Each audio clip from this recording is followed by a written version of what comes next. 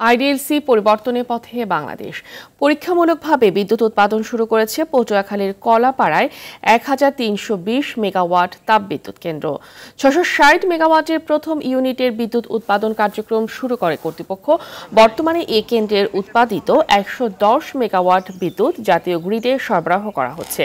প্রতিষ্ঠানটির পক্ষ থেকে জানানো হয়েছে, পর্যায়ক্রমে প্রথম ইউনিটের পুরো 660 মেগাওয়াট বিদ্যুৎ জাতীয় গ্রিডে সরবরাহ করা হবে।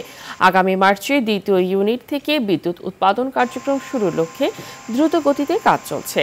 2019 সালের 31 আগস্ট চীনের রাষ্ট্রায়ত্ত প্রতিষ্ঠান নারিঙ্কো ইন্টারন্যাশনাল পাওয়ার কোম্পানি লিমিটেড এবং বাংলাদেশের রাষ্ট্রায়ত্ত প্রতিষ্ঠান রুরাল পাওয়ার কোম্পানি লিমিটেডের যৌথ বিনিয়োগে এই বিদ্যুৎ কেন্দ্রের নির্মাণ কাজ শুরু হয়। কেন্দ্রটির নির্মাণ ব্যয় ধরা হয় 27,000 কোটি টাকা।